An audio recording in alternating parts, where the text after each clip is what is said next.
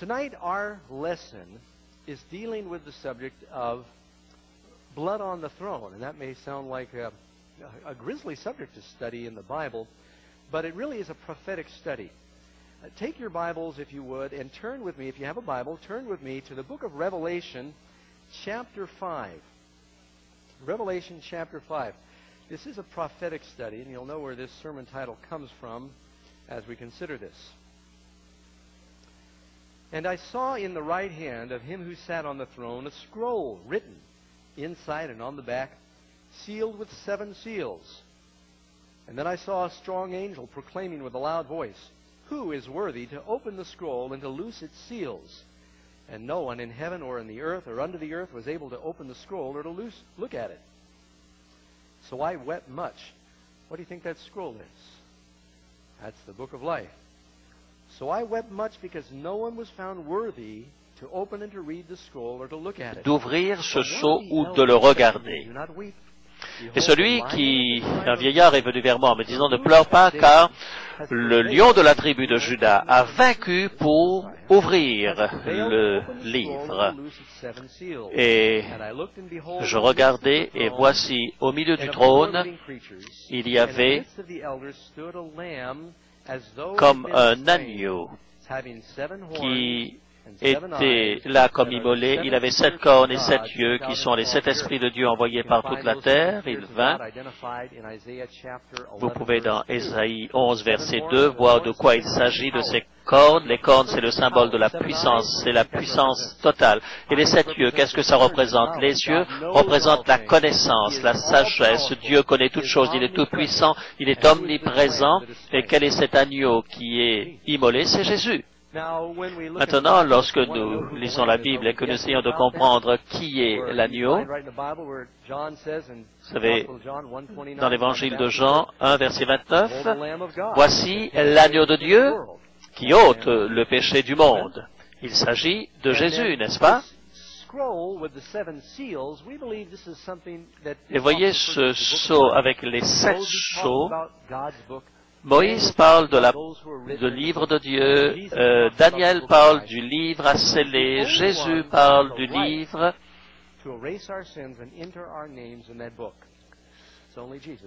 C'est seul Jésus qui peut ouvrir ce livre parce que c'est le seul qui pouvait prendre notre place. Vous allez dire, écoutez, je suis venu sur des prophéties et vous êtes en train de parler de l'Évangile. Mais bien sûr, je parle de l'Évangile. Maintenant, tournez vos Bibles vers moi à Apocalypse chapitre 14. Combien d'entre vous aimerait que l'on parle de la marque de la bête? Oui, je vois que beaucoup d'entre vous. Qui sont ceux qui voudraient savoir qui est Babylone? Et combien d'entre vous voudraient entendre un peu plus au sujet du retour de Jésus? Oui. Dans Apocalypse chapitre 14, verset 6, il nous est dit le message des 3 anges qui vont au monde entier. Verset 6, je vis un autre ange qui volait par le milieu du ciel, ayant un évangile éternel, pour l'annoncer aux habitants de la terre. Ensuite, nous allons au verset 8, et un autre ange, un second suivi en disant, elle est tombée, Babylone, la grande. Ensuite, au verset 9, et un 3e ange les suivit en disant d'une voix forte, si quelqu'un adore la bête et son image, et reçoit une marque. Verset 14 maintenant. Je regardais, voici, il y avait une nuée blanche, et sur la nuée était assis quelqu'un qui ressemblait à un fils d'homme, ayant sur sa tête une couronne. Ça, c'est Jésus qui revient sur les nuées. Avant de parler de Babylone, de la bête et même du retour de Jésus, la première chose, c'est l'évangile éternel. Le thème central de toute prophétie, c'est le salut.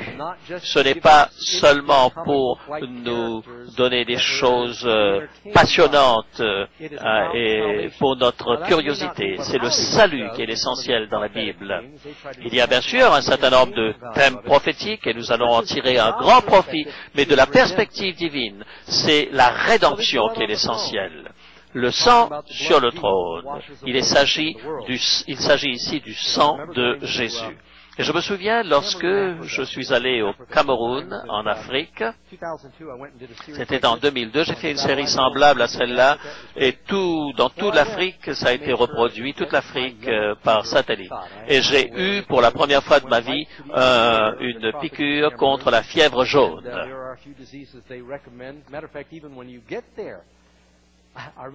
Et je me souviens que lorsque je suis sorti de l'avion, on m'a mis derrière un rideau blanc, et puis quelqu'un qui ressemblait à un médecin, il avait une seringue qui était longue comme celle-là, je commençais à m'inquiéter. On pense que vous n'avez pas eu votre piqûre contre la fièvre jaune, votre vaccin, alors on va le faire. Et j'ai été reconnaissant quand j'ai vu ce que la fièvre jaune pouvait faire. Vous savez comment est-ce qu'on a trouvé le vaccin de la fièvre jaune? Il y a longtemps de cela, il y avait un Africain qui avait attrapé la fièvre jaune, et puis ils ont pris son sang, ils ont envoyé ça dans un laboratoire, et jusqu'à ce qu'ils réussissent à développer un antidote à cette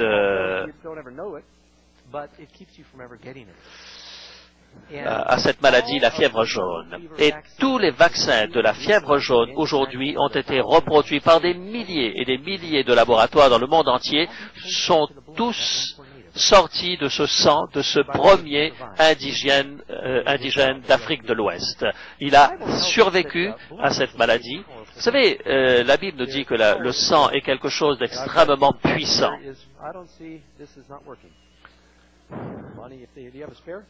Ça n'a pas l'air de fonctionner. Est-ce que tu as quelque chose? Merci. Alors, ici, vous avez une image des globules rouges sains et des plaquettes de sang. Et dans le texte de Lévitique 17, verset 11, il est dit car l'âme de la chair est dans le sang. Toute partie de notre corps vivant est nourri par le sang. L'oxygène nous parvient par ce moyen. Et le gaz carbonique est nettoyé grâce au sang, est enlevé du corps grâce au sang. Et lorsqu'une créature vit, elle a besoin de sang. On ne peut pas vivre sans sang. Vous savez, lorsque les enfants pleurent, et lorsque les enfants se blessent et qu'ils ont quelques gouttes de sang qui coulent, ils ont le sentiment qu'ils vont, ils ont l'impression qu'ils vont mourir à cause de cela.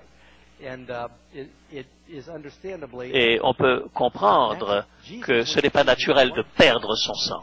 Lorsque Jésus est venu, il a donné son sang, et son sang nous lave de nos péchés. Il y a quelque chose que nous ne pouvons pas toujours comprendre là-dedans.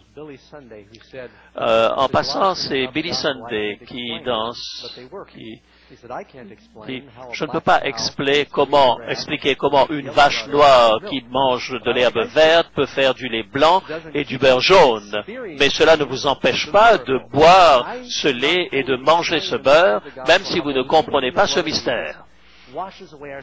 Comment le sang de Jésus lave nos péchés, nous ne le savons pas, mais il y a une chose qui est vraie, c'est que ça marche et qu'il y a des millions de gens qui sont là pour en témoigner. Et parfois, lorsque le sang est mauvais, une personne peut tomber malade. Je suis allé visiter un ami il y a 6 semaines de cela. Il était en train de mourir de la leucémie et son sang produisait des mauvaises cellules en quantité.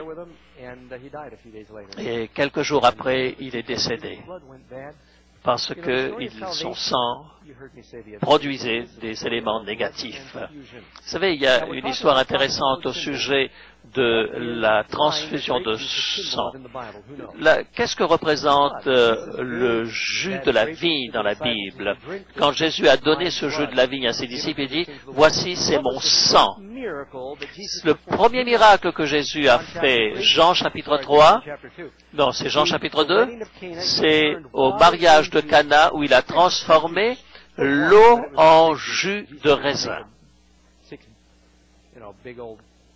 Jésus a fabriqué une quantité incroyable de jus de la vigne ce jour-là. Il a donné quelque chose de pur. Qu'est-ce que la dernière chose qui s'est passée avec Jésus lorsqu'il était sur la croix? Eh bien, on lui a donné du vin mêlé de fiel. lorsqu'il a touché ça de ses lèvres, il ne l'a pas bu. Tout d'abord, première expérience de Jésus, lorsqu'il a commencé son ministère, il a donné du jus de la vie pure. Et la dernière chose, c'est qu'on lui offre du vin mêlé de fiel. Jésus nous a donné sa pureté. Et ça, c'est l'histoire du salut. Ces trois messages qui vont au monde entier. L'heure du jugement est venue, craignez Dieu, car l'heure de son jugement est venue. C'est ce message que nous voulons aborder ce soir. Première question, est-ce que Dieu se soucie vraiment de moi? Qu'en pensez-vous? Jésus dit dans Jérémie, chapitre 3, 31, verset 3, « Je t'aime d'un amour éternel. » Vous savez, mes amis, il n'y a rien que vous puissiez faire de plus pour que Dieu vous aime plus. Il n'y a rien de mal que vous puissiez faire pour que Dieu vous aime moins. Vous savez, son amour pour vous est totalement parfait, complet. Vous savez, parfois, nous, en tant que parents, notre amour est conditionnel. S'ils sont gentils, on les aime plus. Si on n'est pas gentil, on les aime moins. En fait, la Bible nous apprend que Dieu nous apprend, même lorsque nous étions des pécheurs. Vous connaissez ce chant qui dit « Jésus m'aime, je le sais. Jésus m'aime lorsque je fais des choses qui sont bonnes. Il m'aime aussi lorsque je ne suis pas gentil. Rien de ce que nous puissions faire ne peut nous séparer de l'amour de Dieu. » Romains, chapitre 8, verset 38-39, « Car j'ai l'assurance que ni la mort, ni la vie, ni les anges, ni les dominations, ni les choses présentes, ni les choses à venir, ni les puissances, ni la hauteur, ni la profondeur, ni aucune autre créature ne pourra nous séparer de l'amour de Dieu manifesté en Jésus-Christ, notre Seigneur. » C'est de la bonne nouvelle, mes amis. Dieu nous aime. Vous savez, c'est quelque chose qui me semble extraordinaire. Quelqu'un, par exemple, qui est accusé d'un crime, regardez par exemple, lorsque un enfant est accusé, même si c'est quelque chose de grave, le père est présent. Ah, peut-être qu'ils sont extrêmement honteux de cela, mais ils sont présents. Vous entendez dans les informations actuellement, Michael Jackson. Avez-vous vu la maman de Michael Jackson au cours? Vous savez, les parents aiment leurs enfants à ce point. Vous croyez qu'ils aiment leurs enfants plus que Dieu ne vous aime? Dieu vous aime de manière désespérée. Deuxièmement, comment Dieu a-t-il démontré son amour pour nous? Qu'est-ce que Dieu a fait pour nous montrer son amour? Jean 3, verset 16, combien d'entre vous le connaissent? Vous pouvez, même dans les sites, « Car Dieu a tant aimé le monde qu'il a donné son Fils unique, afin que quiconque croit en lui ne périsse point, mais qu'il ait la vie éternelle. » Vous savez, nous avons lu ça si souvent. C'est un des versets les plus phénoménaux dans la Bible, car Dieu, le plus grand, aime le monde, le grand nombre, le plus grand nombre, qu'il a donné le geste le plus grand d'amour. Et il a donné son seul Fils, son plus grand trésor, de manière à ce que le monde ne périsse, mais qu'il ait la vie éternelle. Tout cela est contenu dans ce seul verset. Et vous pouvez, en prenant ce mot « si », ainsi, et je voudrais vous raconter une histoire par rapport à cela. Un jour, il lisait le journal le matin, et il pleurait, et la femme lui a dit « Qu'est-ce qui te fait pleurer ?» Les parents ont acheté une voiture pour leur enfant.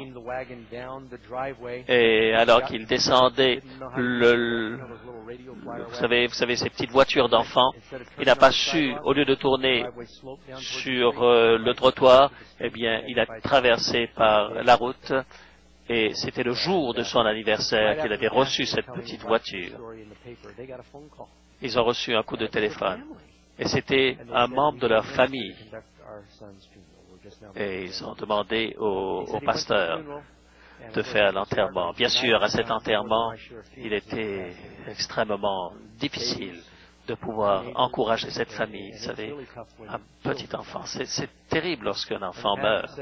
Et le pasteur a dit, lorsque la maman est arrivée à côté du cercueil, elle s'est accrochée au cercueil en disant, on t'aimait tant, on t'aimait tant. Mais vous entendez ce mot tant aimé. Dieu a tant aimé le monde. Il a donné son Fils. Qu'est-ce que vous pourriez donner qui a plus de valeur que votre enfant? Oh, si on vous dit, quelqu'un peut vous donner quoi? Un piano, une voiture, mais quelle serait la chose la plus grande qu'un parent pourrait donner? Dieu a donné la chose la plus grande, le plus beau cadeau qu'il pouvait faire. Quelle honte de donner son Fils pour que nous vivions pour toujours et que nous méprisions ce don. Pouvons-nous comprendre pourquoi le livre de l'Apocalypse dit que les méchants vont fuir de la colère de Dieu à cause de la honte que Dieu, le Père et le Fils ont tant souffert pour donner la vie éternelle et qu'ils ont pilé de leurs pieds dessus.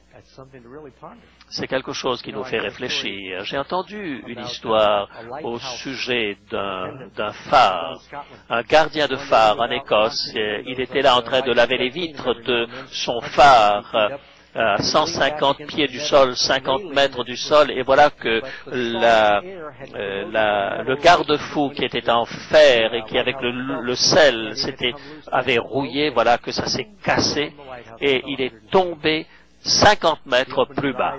Il a ouvert ses yeux, il a vu des nuages et du bleu et il s'est dit, ah, je suis au ciel. Et au bout de quelques instants, il s'est dit, mais puisque si je suis au ciel, comment ça se fait que j'ai mal au dos? Et il s'est rendu compte qu'il était tombé sur l'un des moutons qui mangeait en dessous. Et ce mouton avait sauvé sa vie, mais dans le processus, le mouton est mort. Et depuis ce moment-là, il n'a plus jamais regardé un mouton de la même manière, parce que c'est grâce à ce mouton qu'il avait survécu. Qu'est-ce qui s'est passé dans ce conflit cosmique que Dieu a fait pour que nous puissions aimer? Question numéro 3. Comment peut-il aimer quelqu'un tel que moi? Je sais de quoi je dis. Je parle. Vous savez de quoi vous êtes en train de parler lorsque vous dites ça? Comment est-ce qu'il peut m'aimer moi? En fait, il vous aime plus qu'aucun parent ne puisse vous aimer. Dans Romains 5, verset 8, mais Dieu prouve son amour envers nous en ce que lorsque nous étions encore des pécheurs, Christ est mort pour nous. Ne commettez pas l'erreur de dire je veux donner mon cœur au Seigneur lorsque je serai bon. Quand je serai bien, je viendrai à l'église. Vous savez, peut-être à Sacramento, il y a des gens qui regardent ce programme et je pense à quelqu'un et quelqu'un m'a dit, est-ce que je peux venir? Et And he was a little unnerved by that, but he came in. He said, I think the devil just did that to try and scare me. He's been coming ever since. Il a continué de venir. Vous savez, il y a des gens qui ont l'impression qu'ils ne sont pas assez bons pour pouvoir venir à l'église. Est-ce que vous pouvez imaginer un parent dont les enfants sont en train de jouer et qu'ils se salissent? Quel type de parent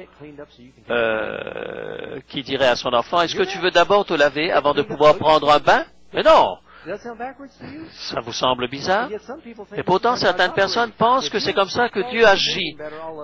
Lorsque tu seras bon, à ce moment, je te sauverai. Est-ce que c'est ça que dit Dieu? C'est une grande erreur.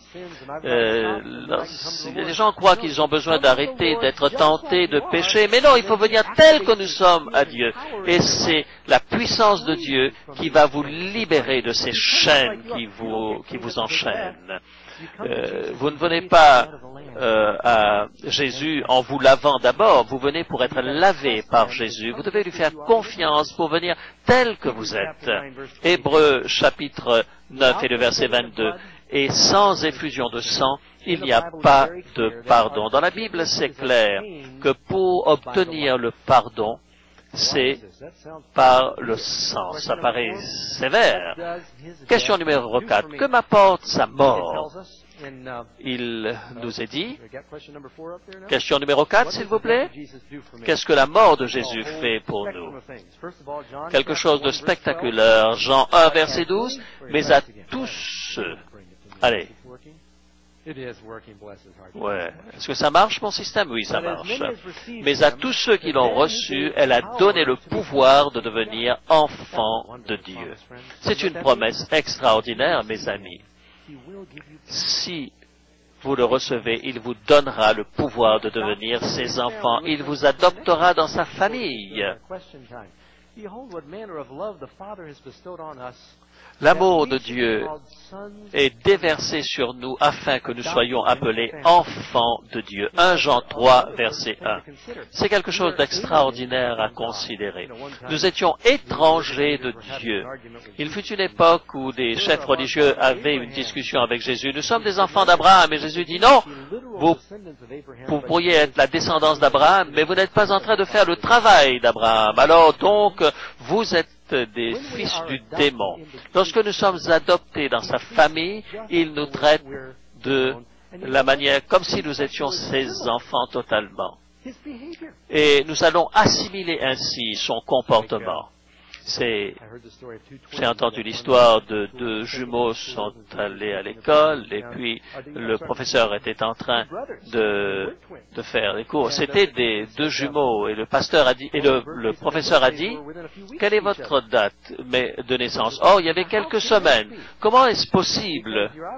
Parce que vous n'êtes pas des jumeaux et il y a quelques semaines. C'est pas possible qu'en 2 semaines, votre maman ait pu avoir 2 enfants. L'un de nous a été adopté. Et lequel? Et ils ont dit, on ne sait pas lequel des deux. C'est quelque chose d'extraordinaire quand on y pense. Dieu vous regarde comme si vous étiez à lui. Et il vous traite lorsque vous acceptez Jésus, le sacrifice de Jésus.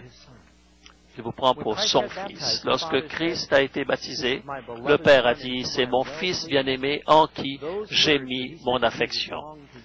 Ces paroles qu'il a dites à Jésus vous appartiennent lorsque vous vous donnez à Jésus-Christ. Vous êtes totalement adopté. Question 5. Comment puis-je le recevoir et passer de la mort à la vie?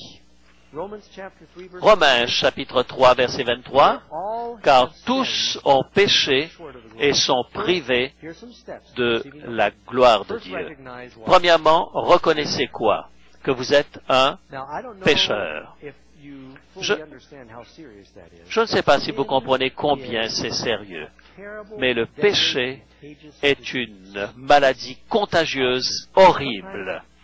Quelquefois, nous n'apprécions pas véritablement combien c'est sérieux. Vous savez, si un docteur vous dit que vous avez le cancer de la peau, est-ce que c'est facile à accepter? C'est un bon médecin. Il va vous dire en fait que votre maladie est quelque chose de grave.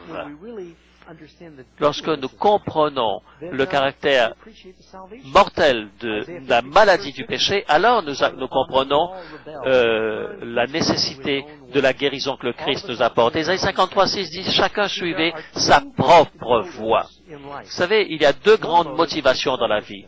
Le premier, c'est l'égoïsme, et l'autre, c'est l'amour. Chaque chose que Jésus a faite a été générée par l'amour. Avant le péché d'Adam et d'Ève, après le péché d'Adam et d'Ève, leurs connexions sont devenues tordues. Et la création tout entière a été infectée par cet orgueil et cette propre justice. Et c'est un combat permanent de sortir de cet égoïsme pour pouvoir entrer dans l'esprit de l'Évangile. Romains chapitre 6, verset 33 dit, car le salaire du péché, c'est quoi? C'est la mort. Le seul moyen par lequel nous puissions être sauvés, c'est grâce à la mort de Jésus. Et c'est incroyable de comprendre combien Jésus nous a aimés, car il est mort sur la croix pour nos péchés. Christ est mort pour nos péchés. 1 Corinthiens chapitre 15, le verset 3. La Bible nous dit que Christ est mort pour nos péchés. Il est vraiment mort pour nos péchés et il a souffert d'une manière que nous ne puissions comprendre. Il a pris notre place. La Bible dit dans 1 Pierre 3, 18, Christ aussi a souffert une fois pour les péchés, lui le juste pour les injustes. En 2001, j'étais aux Philippines et une des choses que j'ai faites là-bas, c'est que j'ai visité une prison. 10 000 prisonniers dans cette prison. Je n'avais jamais vu une prison aussi grande, cela. Et j'ai marché au milieu des gens qui étaient sur le couloir de la mort. Et nous avons reçu de leur part des cadeaux extraordinaires. C'était des bateaux sculptés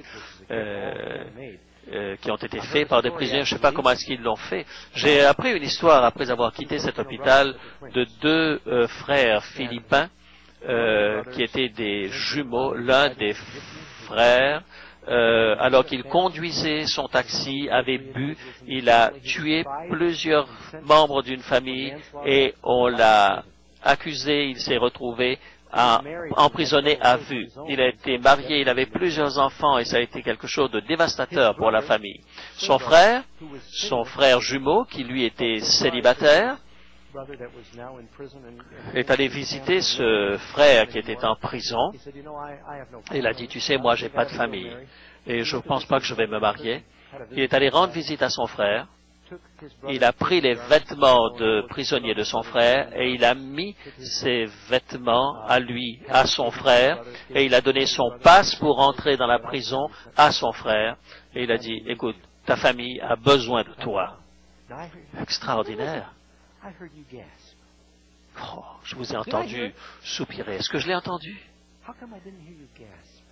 Comment se fait-il? Et lorsque nous savons également que Dieu a donné son Fils pour prendre notre place, qu'est-ce qui s'est passé? Nous l'entendons si souvent que quelqu'un a dit, nous sommes inoculés contre ces choses vraies. Dieu, non seulement a souffert, il a sacrifié sa divinité pour venir sur la terre et pour souffrir à notre place parce qu'il nous a tant aimés.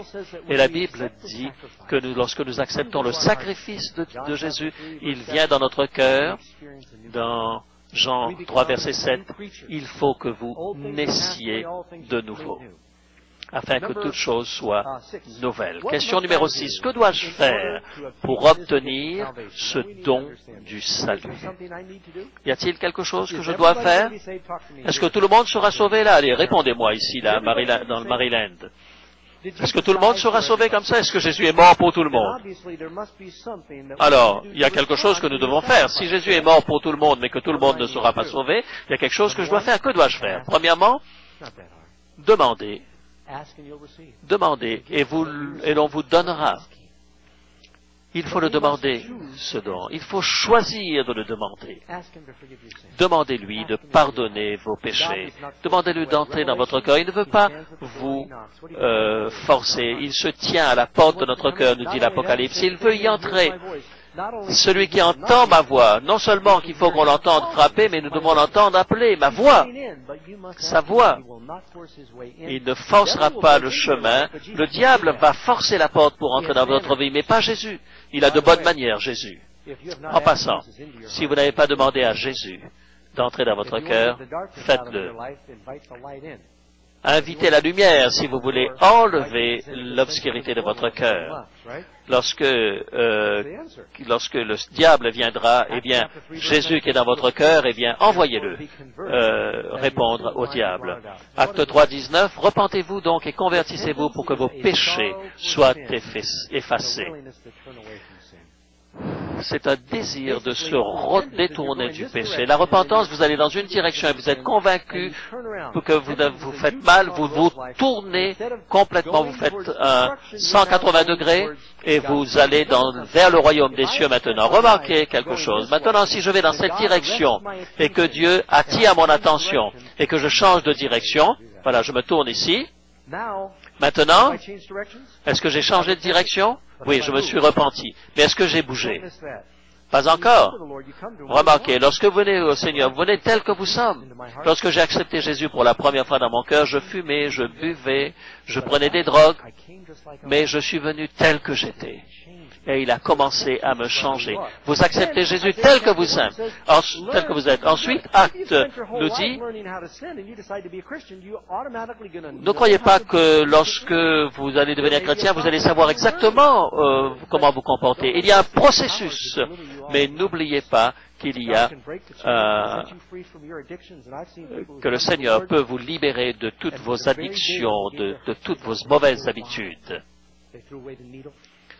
Lorsque l'on rencontre le Seigneur, on jette l'aiguille, on jette la bouteille d'alcool, on jette la cigarette. Vous avez des choses comme cela? Eh bien, voyez, il y a un processus extraordinaire en vivant la vie chrétienne. La repentance signifie d'être malheureux de son péché. De plus, dans 1 Jean chapitre 1 verset 9, si nous confessons nos péchés, il est fidèle et juste pour nous les pardonner et pour nous purifier.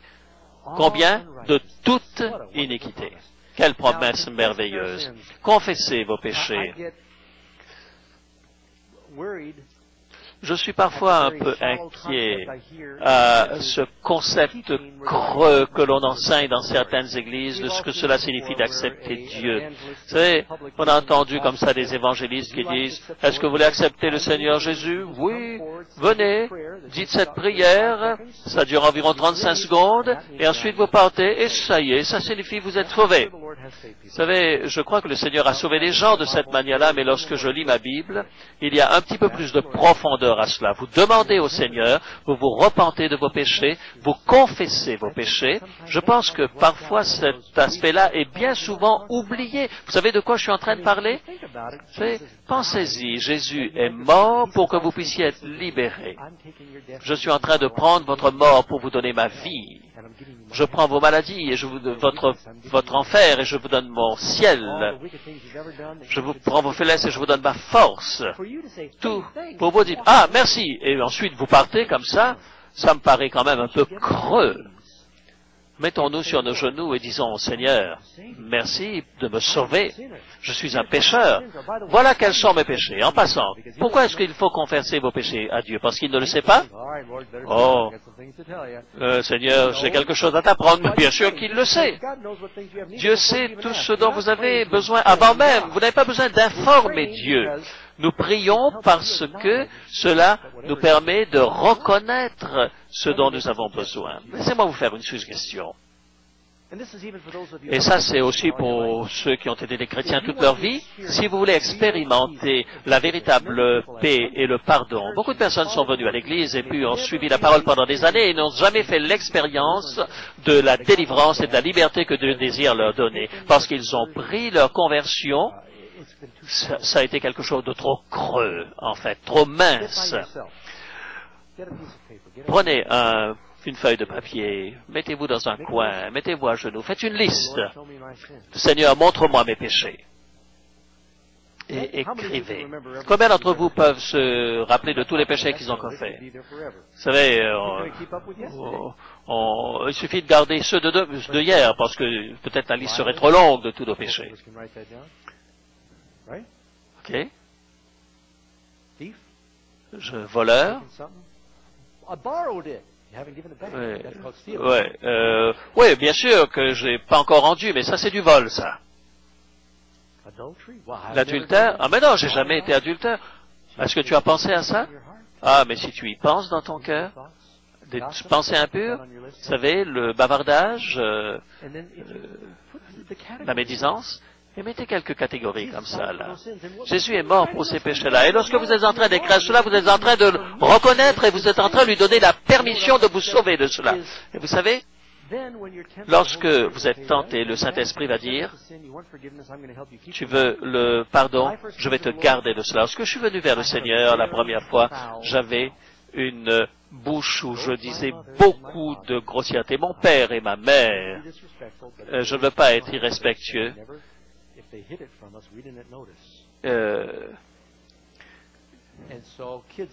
Vous savez, les enfants apprennent de leurs parents. Ma grand-mère pouvait dire des jurons, mais d'une manière absolument extraordinaire. Alors j'ai été élevé de cette manière-là. Quand je suis devenu chrétien, j'ai découvert et j'ai compris qu'il ne fallait pas que j'agisse ainsi. Et j'ai demandé à Dieu pardon pour mes mauvaises paroles. Et je pensais que je ne pouvais pas abandonner parce que c'était tellement marqué dans mon vocabulaire. Lorsque je parlais à quelqu'un, eh bien, de temps en temps, hop, c'était sur le point de venir.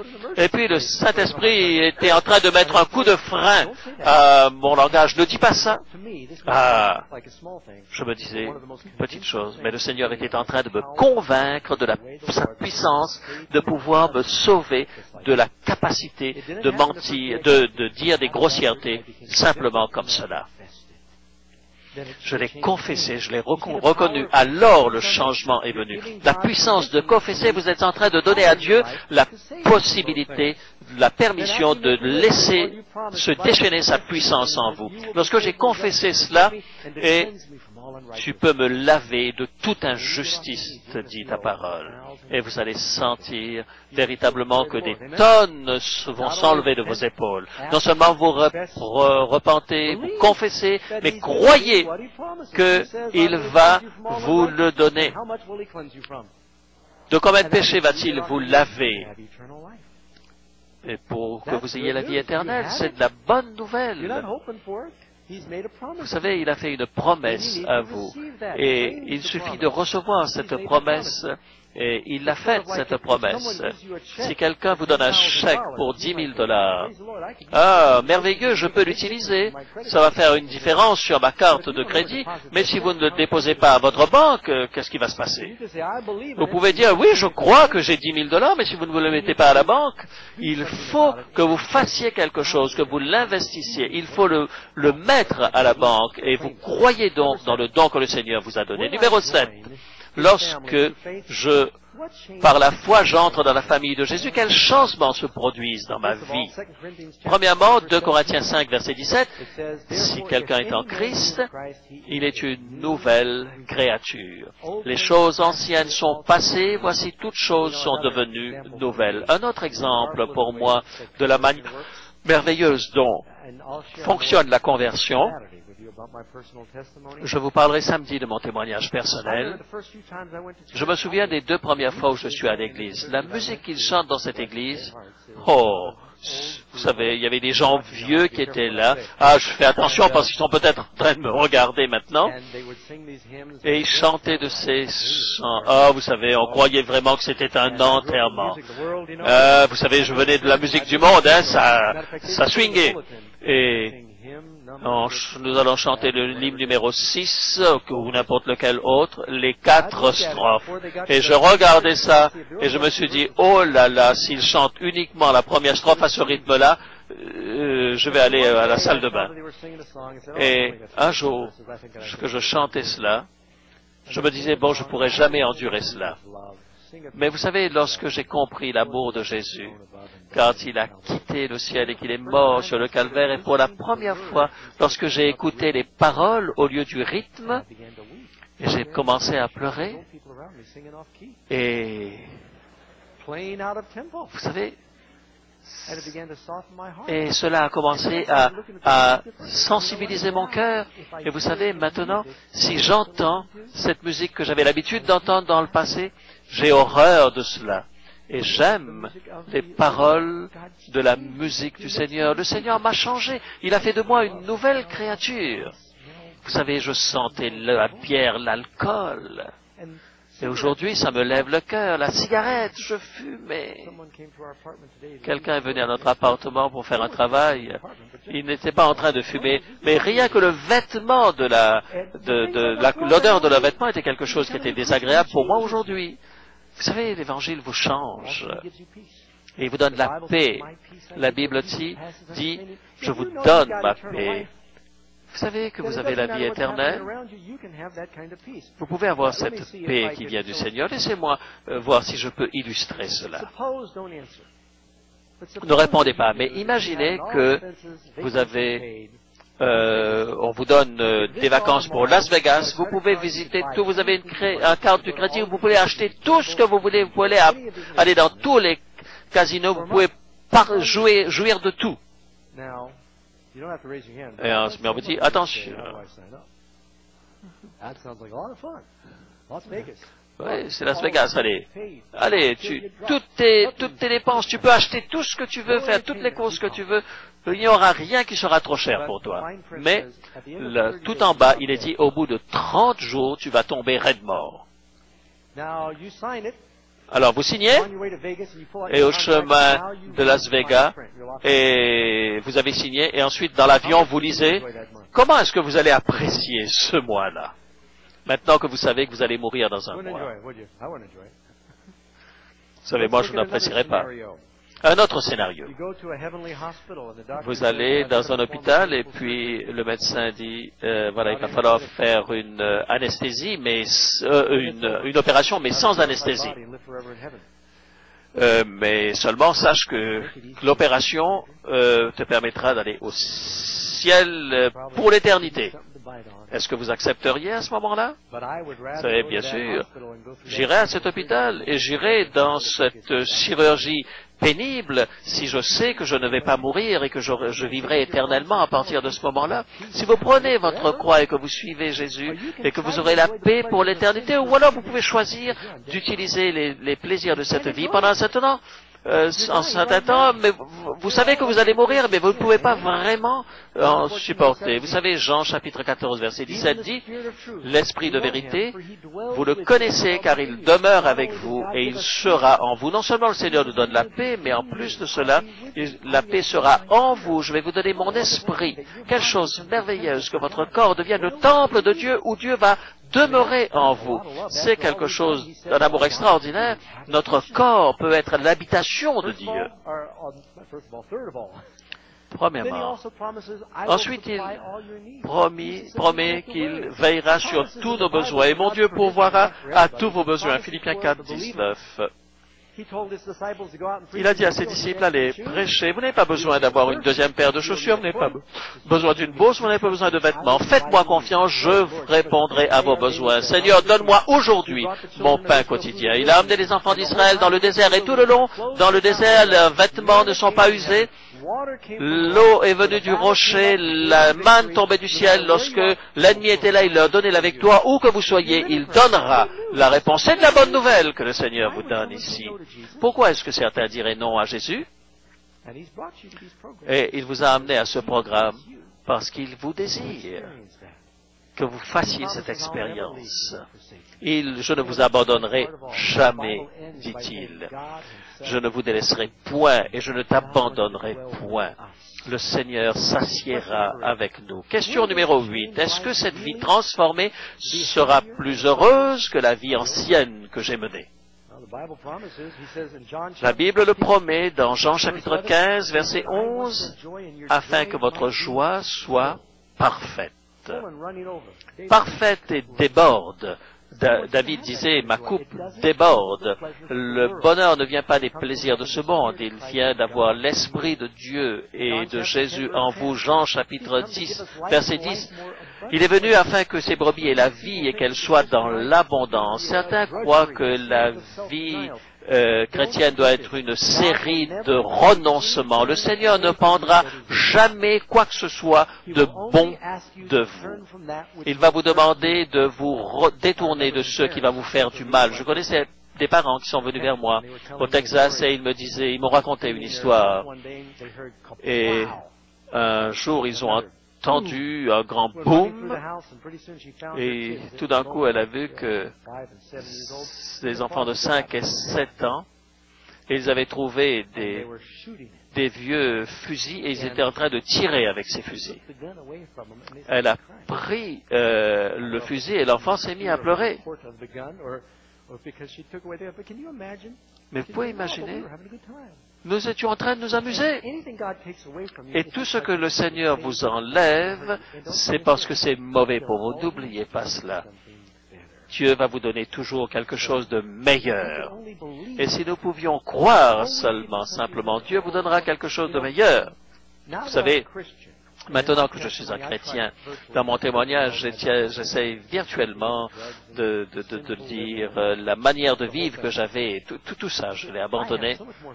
J'ai tellement plus de plaisir maintenant en tant que chrétien. Et je vous donnerai quelques détails une autre fois. Numéro 9.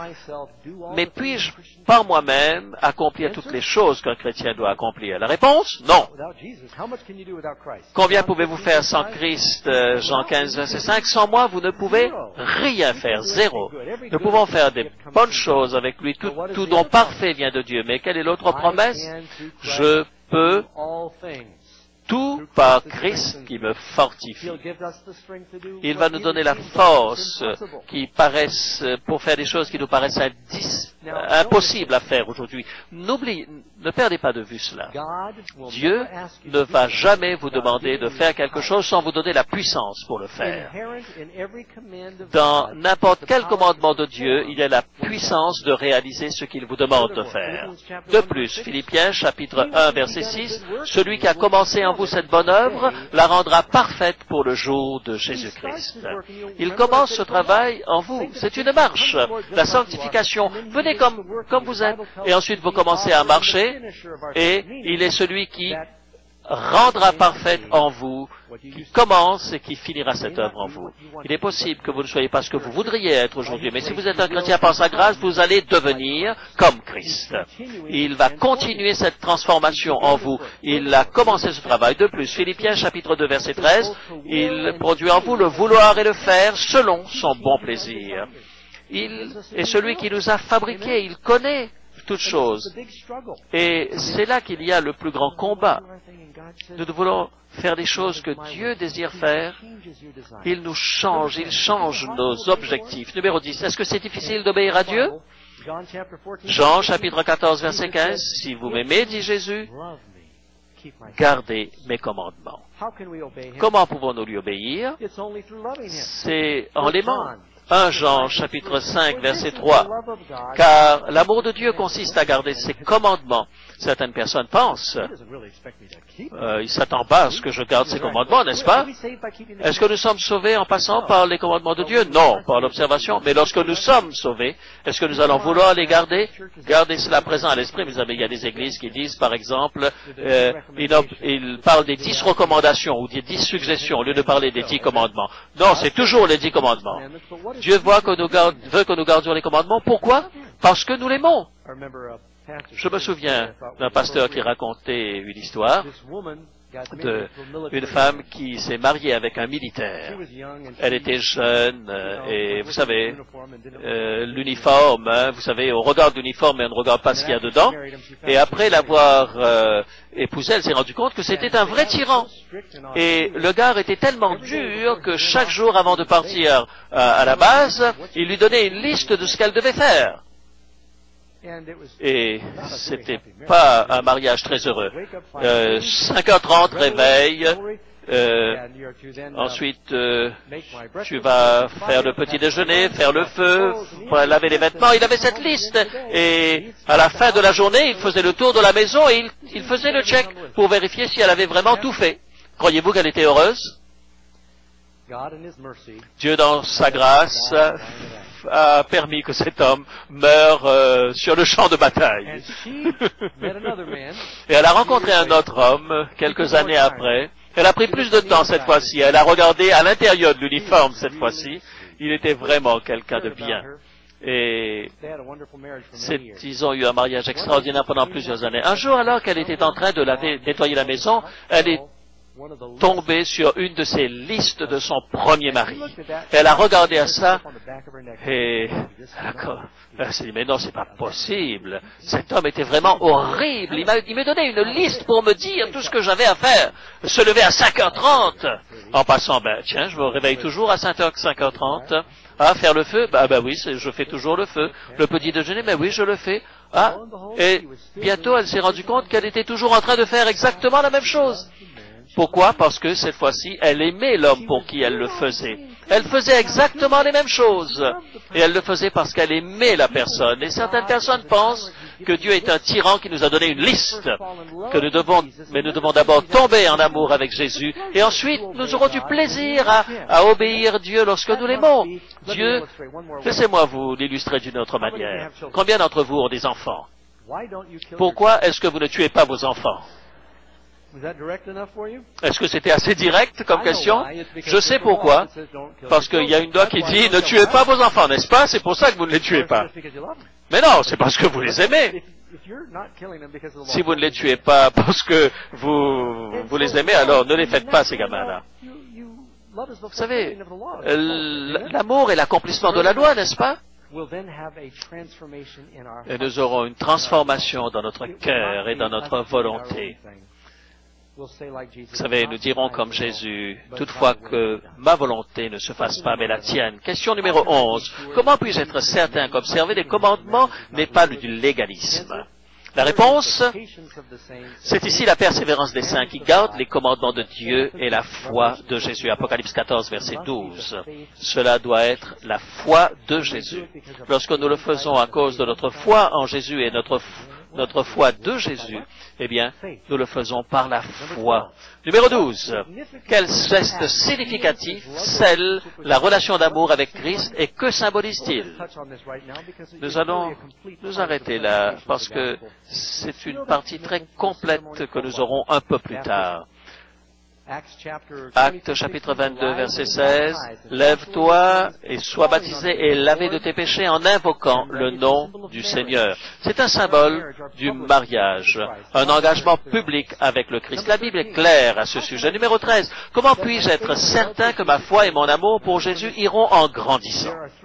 Il y a 3 disciplines importantes dans la vie chrétienne.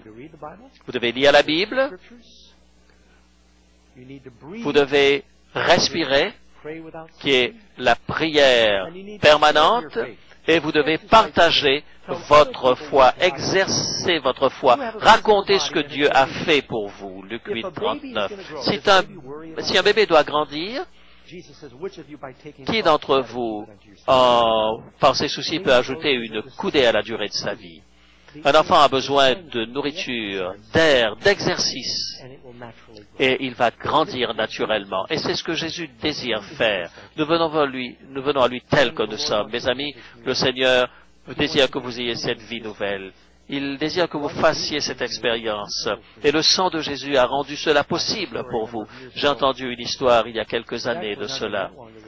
Ça fait pas si longtemps que ça, mais c'est une petite fille, Marie, qui avait un problème de santé, et la seule manière de le guérir était une transfusion, et il se trouvait que son petit frère, qui avait environ 6 ans, avait le même type de sang. Est-ce que tu serais disposé, Johnny, à donner de ton sang à Marie pour qu'elle puisse vivre? Et il a réfléchi un petit instant. Et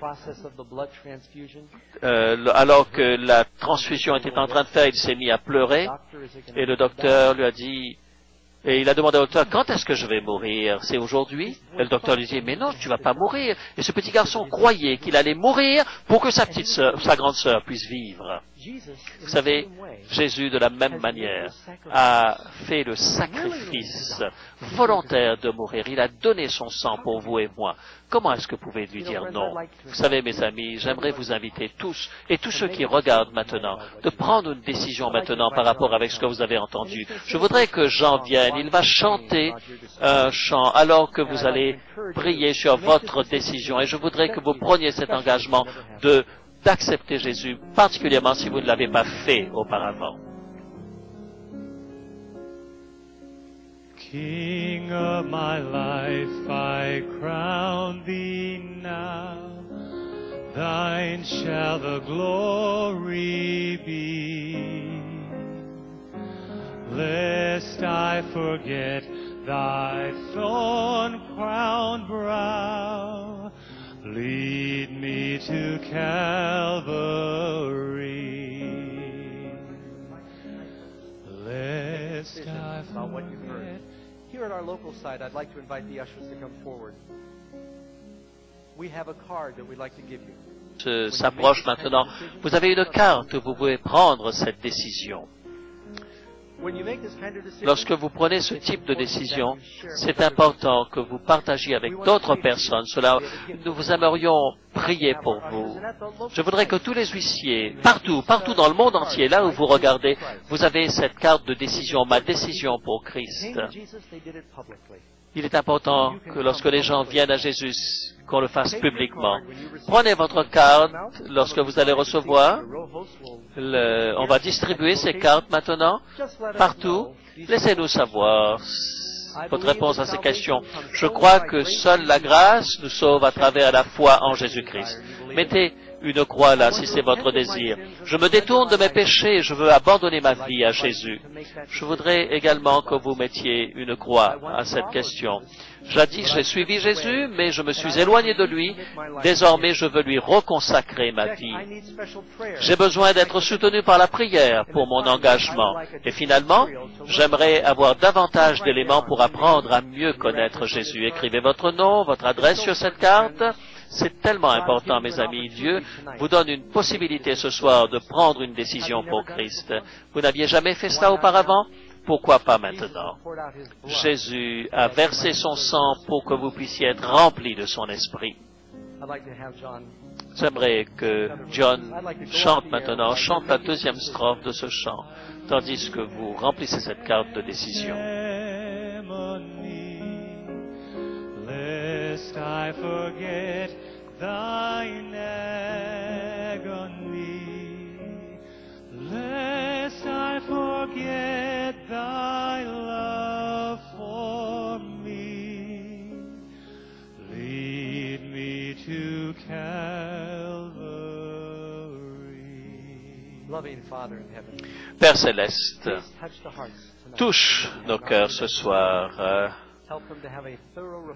Que nous puissions vraiment nous repentir, confesser nos péchés, venir à Jésus. Nous prions au nom de Jésus. Amen.